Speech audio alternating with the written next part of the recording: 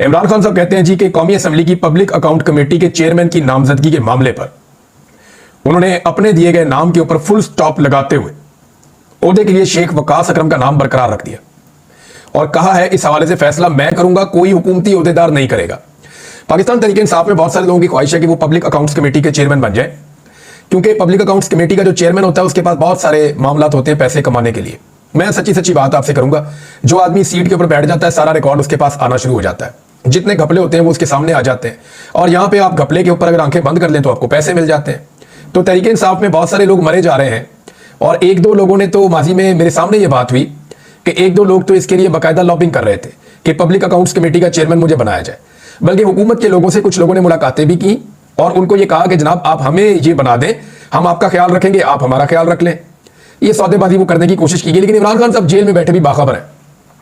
लेकिन उनका एतमाद चेक करें, उन्होंने कहा जी चेयरमैन पीएसी कौन होगा फैसला मैं करूंगा यहां जेल में बैठ के, कोई हुकूमती ओहदेदार फैसला नहीं करेगा।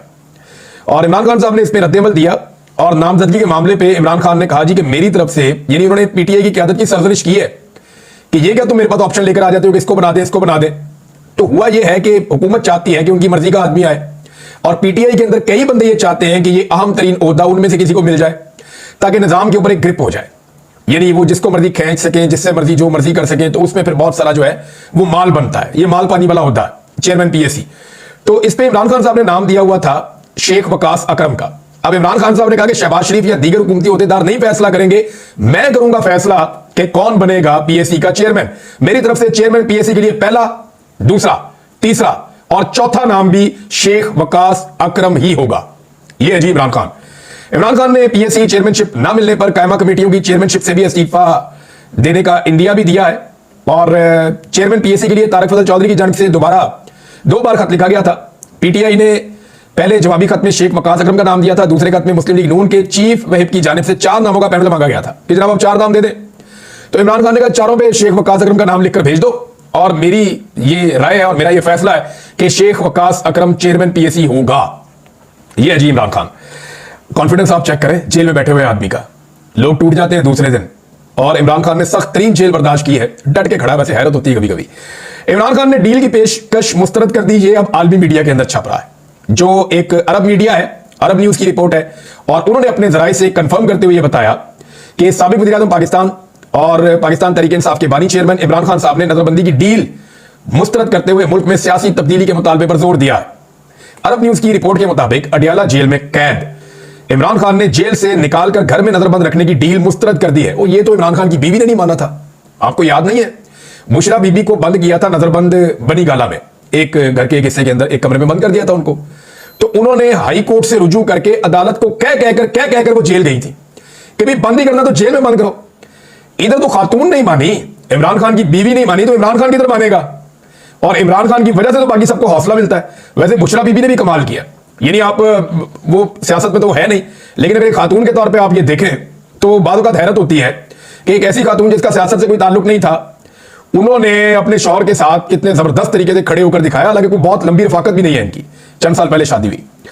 बहरहाल इमरान खान साहब ने अरब न्यूज की रिपोर्ट के मुताबिक समाजी राब्ते की वेबसाइट पर एक पोस्ट में दावा किया कि हुकूमत के साथ मुज़ाकरात और उनकी जमात को सियासी मौके फराहम करने के लिए इन्हें डील की पेशकश की गई थी, जिसके तहत वो मुझे बनी गाला में रिहाइश गाह में नजरबंद करना चाहते थे। इमरान खान ने डील कबूल करने की बजाय जेल में रहने को तरजीह दिया और इसरार किया कि पीटीआई के तमाम कैदियों को पहले रिहा किया जाए।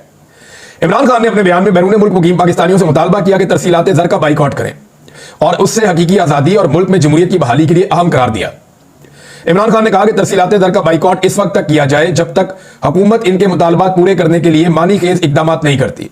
लेकिन इस दफा जो हुकूमत के पास एक्स्ट्रा पैसा आया, जिसकी बुनियाद के ऊपर कुछ हमारे ज़र मुबादला के ज़खायर में इजाफा हुआ है, वो एक्स्ट्रा पैसा ओवरसीज पाकिस्तानियों की जानिब से भेजी गई रेमिटेंसेज हैं। क्योंकि पाकिस्तान के अंदर जो है वो एकदम जमीनों की कीमत नीचे गई है। जब हालात बुरे होते हैं तो जमीनों की कीमतें नीचे जाती हैं। जब अमेरिका में 9/11 हुआ था तो बहुत पैसा निकलकर पाकिस्तान आया था।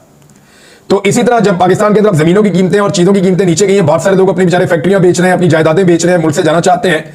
वहीं जिन ओवरसीज पाकिस्तानियों के पास एक्स्ट्रा पैसा है, उन्होंने पैसा पाकिस्तान भेजकर यहां पे वो चीजें खरीदी हैं, क्योंकि पाकिस्तान के हालात हमेशा तो बुरे रहने नहीं है। तो इस वजह से कुछ ओवरसीज पाकिस्तानियों की जो एक्स्ट्रा अमाउंट पाकिस्तान इस साल आई, उसका बड़ा फायदा हुआ।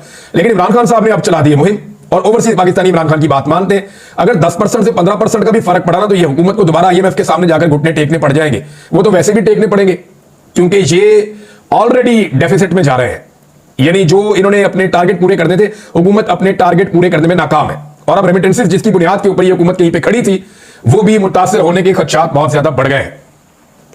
इमरान खान ने 9 मई से जुड़े वाकयात पर पीटीआई के कारकुनों के फौजी अदालतों में ट्रायल पर तनकीद की और इससे शफाफियत और शहरी हकूक के खिलाफ वर्जी करार देते हुए उसकी इमरान खान साहब ने मजम्मत भी की। उन्होंने कहा खुली अदालत में ट्रायल किए जाए और यह आईने पाकिस्तान का तकाजा भी है। अब आ जाए नाज़रीन, जो रद्द-ए-अमल एक आया ना DGISPR की प्रेस कॉन्फ्रेंस के बाद और जो एक रियासती पॉलिसी चल रही है उसके खिलाफ पाकिस्तान तहरीक इंसाफ का, यह बहुत इंपॉर्टेंट है। एक तो देखिए, ये पाकिस्तान के अंदर सेट पैटर्न है कि आप किसी बड़े इदारे के ऊपर चाहे वो गलत बात करें या ठीक बात करें, फैक्चुअली ठीक हो या फैक्चुअली गलत हो, आप तनकीद नहीं कर सकते। आप तनकीद करेंगे तो वो मुकद्दस गाय है, आपको निशाने इबरत बना दिया जाएगा। फर्ज करें कोई बड़ा आदमी है, आप बहुत बड़े आदमी की बात कर लें, पाकिस्तान के आर्मी चीफ की बात कर लें, किसी और बड़े ओहदेदार की बात कर लें, DGISPR की प्रेस कॉन्फ्रेंस की बात कर लें। सियासतदान तो बेचारे छानमुरा होते हैं, वो तो आते जाते रहते हैं, वो तो बूट पॉलिश की बात है, कभी इसके हाथ में कभी इसके हाथ में। तो यहां पे अगर वो कोई ऐसी बात कर दें जो फैक्चुअल नहीं है और आप उसकी निशानदेही करें पाकिस्तान में, तो आपके लिए बड़ी प्रॉब्लम हो जाती है। तो यहां अब बहुत सख्त रद्द-ए-अमल आया कल से लेकर अब तक, क्योंकि फैक्चुअली जो है वो DGISPR की प्रेस कॉन्फ्रेंस में बहुत सारी गलतियां थी। वहां पे ऐसे फैक्ट्स थे जो मौजूद थे ग्राउंड के ऊपर, लेकिन उन्हें लगा कि शायद मैं ये कह दूंगा तो कोई चैलेंज नहीं करेगा। लेकिन नौजवानों ने कल से लेकर अब तक पूरी प्रेस कॉन्फ्रेंस का जो है वो पोस्टमार्टम किया। वो कैसे किया मैंने आपको बताया भी है। अब शेख वकास अकरम साहब ने उसके ऊपर एक वजह बताई है। ये जनाब सेक्रेटरी इत्तलात है पाकिस्तान तहरीक इंसाफ के। तो शेख साहब कहते हैं, जब इतने बड़े इदारे और इतने ऐसे इदारे के तर्जुमान जिससे कौम ने हमेशा मोहब्बत की है, उनके मुंह से लोग अपने कायद के खिलाफ प्रेस कॉन्फ्रेंस में गुफ्तगू सुनते हैं, तो फिर कौम के बच्चे नौजवान सोशल मीडिया पर अपना रद्द-ए-अमल देते हैं। ये नेचुरल है, लोग अपनी अपनी तबीयत के मुताबिक रिएक्ट करते हैं। आप इस पर फिर इसलिए बुरा ना मनाएं, क्योंकि अगर तर्जुमान जिम्मेदारी का मुजाहरा नहीं कर रहा तो इन नौजवानों से क्या तवक्को रखते हैं? कौन पुरअमन शहरी है, इंतशारी या दहशतगर्द है, इसका फैसला अदालतों को करना है। आप इमरान खान के करोड़ों वोटर्स को बगैर किसी जुर्म साबित किए हुए और अदालती कार्रवाई के बगैर, यानी इन अलकाबात से आप उनको ना नवाजें। ये शेख वकास अकरम साहब ने बात की है, जायज बात है। जब एक इदारा कहता है हमारा सियासत से ताल्लुक ही नहीं है, तो सियासत पे फिर उन्हें कमेंट्री भी नहीं करनी चाहिए और एक पॉलिटिकल पार्टी के बारे में अपनी ऐसी राय पेश नहीं करनी चाहिए जो कुछ और पॉलिटिकल पार्टीज ऑलरेडी बना चुकी है। पाकिस्तान तहरीक इंसाफ ने एक बड़ा इंपॉर्टेंट मुतालबा किया है। ये मुतालबा मैं यहां पे आपके सामने रख देता हूं, ये इंपॉर्टेंट है, लेकिन 2-3 बड़ी अहम खबरें हैं जो मैं आपको भी वीलॉग के अगले हिस्से में देने वाला हूं। एक तो अमेरिकन एम्बेसी से कुछ लीक्स होने के खतरात हैं और ये बहुत सारे लोग कह रहे हैं, और कुछ ऑडिट मामला होने हैं जिनमें बहुत सारे लोग फंस जाएंगे। और यहां इस्लामाबाद में कुछ बड़ी अहम मीटिंग्स हो रही हैं। उन मीटिंग्स के नतीजे में कुछ चीजों पे डिस्कशन हो रही है कि अमेरिका को अब आने वाली एडमिनिस्ट्रेशन को क्या हम दे सकते हैं जिससे वो हमारे साथ खड़े हो जाए। तो मैक्सिमम के ऊपर डिस्कशन हुई है, या मेरे एक सोर्स ने मुझे कुछ चीजें बताई, मैं वो आपके साथ शेयर करता हूं। मुझे ये तो कंफर्म हो गया कि डिस्कशन हो रही है। किन चीजों पे हो रही है उस पर हम बात कर लेते हैं।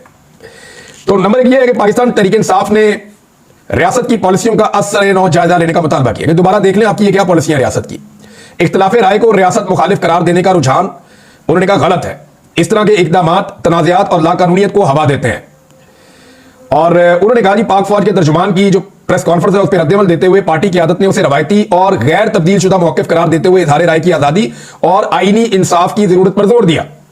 पीटीआई के मरकजी सेक्रेटरी इत्तलात शेख वकास अकरम ने एक तफसीली प्रेस रिलीज में अदालती मामलात में फौजी अदालतों के इस्तेमाल को तनकीद का निशाना बनाते हुए आईनी निज़ाम पर मुज़िर असरात के बारे में खबरदार किया। उन्होंने इस बात पर जोर दिया कि इंसाफ को शफाफ और आजादाना तौर पर चलाया जाना चाहिए, जो पहले तयशुदा तसव्वुरात या बैरूनी दबाव से आजाद होना चाहिए, जबकि दुनिया फौजी अदालतों के फैसलों की बजाय आजाद आईनी अदालतों के फैसलों को तस्लीम करती है। उन्होंने कहा कि सड़कों की बंदिश आप कर देते हैं, पुरअमन मुजाहिरीन की आप गिरफ्तारियां करते हैं, जमहूरी हुकूक पर हमला किया जाता है, इसकी मजम्मत करते हैं। पुरअमन एहतजाज हर सियासी जमात का हक है। ऐसे में आर्टिकल 245 के तहत सड़कें क्यों बंद हैं और निहत्थे वर्कर्स को गिरफ्तार क्यों किया जा रहा है? यह मसला प्रेस कॉन्फ्रेंस या बयानबाजी से हल नहीं हो सकता।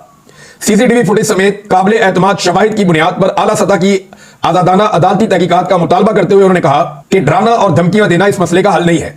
प्रेस रिलीज में मुल्क में मौजूद अफरा तफरी का जिम्मेदार नाकिस रियासती पॉलिसियों और बयानिए को करार दिया गया। पाकिस्तान तहरीक इंसाफ कह रही है पॉलिसी बदलो रियासत को।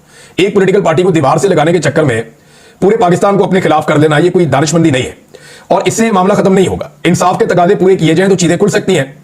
अब जैसा कि देखिए जुडिशियल कमीशन अगर बन गया तो वो साबित कर देगा ना कि पाकिस्तान तहरीक इंसाफ के लोगों ने गोलियां चलाई या सिक्योरिटी फोर्सेज ने गोलियां चलाई। जुडिशियल कमीशन बना दे, उनका क्लेम है पीटीआई का कि गोलियां सिक्योरिटी फोर्सेज ने चलाई। DGISPR का क्लेम है कि नहीं गोलियां पीटीआई ने चलाई। तो इसके ऊपर एक जुडिशियल इंक्वायरी करवा दें। जुडिशियल इंक्वायरी में सबके इंटरव्यू हो जाएंगे, फुटेज भी देख ली जाएगी, सीसीटीवी फुटेज मांग ली जाएगी, तमाम रिकॉर्ड तलब करके वो जुडिशियल कमीशन आपको बता देगा किसने क्या किया। तो जो विक्टिम होता है वो तो चाहता है कि इंसाफ हो। तो पाकिस्तान तहरीक इंसाफ जुडिशियल कमीशन मांग रही है, जबकि हुकूमत और इदारे जो है वो जुडिशियल कमीशन से भाग रहे हैं, वो देने के लिए तैयार नहीं है। तो यहां ये चीज है। और दूसरा एक और चीज भी खबर आई है, वो ये है कि पाकिस्तान तहरीक इंसाफ ने एक बड़ा फैसला किया है और वो फौजी अदालतों के मामले को पेशावर हाई कोर्ट में चैलेंज करने जा रहे हैं। यानी फौजी अदालतें एक और अदालत के अंदर चैलेंज होने जा रही हैं, यानी उनके जो फैसले हैं वो चैलेंज हो जाएंगे वहां पे। लेकिन कम से कम फैसले तो मिले ना, फैसले तो है ही नहीं अभी तक। शफाफियत का तकादा ये होता है कि जब आपका ट्रायल चलता है किसी कोर्ट के अंदर तो आपको पूरा मौका मिलता है, आपके वकील वहां पे आते हैं। जो वकील वहां पे गए उनमें से एक दो से मेरी बात हुई है, मैं उनके नाम नहीं लूंगा, उनके लिए प्रॉब्लम हो जाएगी। उन वकीला ने कहा कि जी हमें बाकायदा मना किया गया था कि तुमने बाहर निकल के कोई बात नहीं करनी वरना खुद जिम्मेदार हो गए। वो कहते हैं हम बाहर निकल के बता ही नहीं सकते कि अंदर क्या चल रहा है और अंदर किस तरह की प्रोसीडिंग हो रही है मिलिट्री कोर्ट के अंदर। और वो कहते हैं कोई इंसाफ के तकाजे पूरे नहीं हो रहे। अब जनाब अदालतों ने फैसला सुना के 105 बंदे थे, 105 के 105 ही गिल्टी कर दी, सबको सजा मिल गई 2 साल से लेके और 10 साल तक। अब ये सजाएं हो गई हैं तो फैसले किधर है? अब वो तमाम लोग फैसले मांग रहे, लाओ जी फैसला दो। जब फैसला आता है ना तो उसमें लिखा जाता है कि डिफेंस ने ये कहा, प्रोसिक्यूशन ने ये कहा, यानी सरकारी वकील ये कह रहा था, जज ने इस बुनियाद पे फैसला दिया, ये वाले शवाहिद सामने आए। वो पूरा कई सफों का फैसला लिखना पड़ता है। वो फैसले किधर है? वो फैसले अभी तक सामने नहीं आए। मुझे ऐसा लगता है कि वो फैसले बड़े अजीबोगरीब होंगे, क्योंकि देखिए जो अदालतें होती है ना उनका पूरा एक तरीकाकार होता है चीजों को सुनने का, करने का। अब ये जो वहां पे जजेस हैं वो जूनियर ऑफिसर्स हैं और सीनियर ऑफिसर्स की राय क्या है वो आपने डीजीआईएसपीआर की प्रेस कॉन्फ्रेंस में देख ली। तो वो जूनियर ऑफिसर्स अपने सीनियर्स के खिलाफ कैसे जा सकते हैं? वो फैसले ऑब्वियस थे, सबको आइडिया था क्या फैसले आने। अब वो फैसले हैं किधर? अभी तक किसी को नहीं मिला। वो फैसले मिल जाए तो फिर इंसाफ के तकाजे पूरे होना शुरू हो जाएंगे, फिर ये अपील में भी जा सकते हैं। डायरेक्ट हाई कोर्ट के अंदर पाकिस्तान तहरीक इंसाफ चैलेंज करने जा रही है, देखते हैं वहां क्या होता है। और खैबर पख्तूनख्वा हुकूमत अगर पेशावर हाई कोर्ट में चैलेंज करने जा रही है तो ये सारे फैसले कलदम भी हो सकते हैं और ये किसी एक बड़े गेम का हिस्सा भी हो सकता है। अभी मैं इस पर कुछ नहीं कहना चाहता, लेकिन 2 और चीजें हैं जो होने जा रही है। नंबर 1, कुछ हुकूमती सहाफी जो हैं उनको मुसीबत पड़ी हुई है, कुछ हुकूमती लोग जो हैं उनको खलबली मची हुई है और कुछ रजीम चेंज ऑपरेशन के जो सहूलतकार हैं उनके लिए बड़ी मुसीबत बनी हुई है, क्योंकि अमेरिका से दबाव लगातार बढ़ता जा रहा है और अमेरिकन का पाकिस्तान के बारे में जो बढ़ता हुआ नॉलेज है वो बहुत हैरानकुन है। ये नहीं यहां पे कोई उर्दू में पंजाबी में ट्वीट करता है, कोई शेर लिख के डालता है, उनको वहां तर्जुमा पता चल जाता है। ऐसा लगता है कि उन्होंने इसके ऊपर बंदे डिप्यूट कर दिए कि एक एक चीज पे नजर रखो, या तो फिर जो इस वक्त अमेरिकन एम्बेसी है इस्लामाबाद में उसके अंदर बैठे हुए लोग बाकायदा जो ट्रंप की आने वाली इंतजामिया है उनसे अपने ताल्लुकात बेहतर करने की खातिर उनको रिपोर्ट करना शुरू हो गए और हर चीज बाकायदा ट्रांसलेट होकर उन्हें रिपोर्ट हो रही है, उस पर वो खुलकर रिस्पॉन्ड भी कर देते हैं। अब एक खदशे का इजहार किया जा रहा है और ये वो लोग कर रहे हैं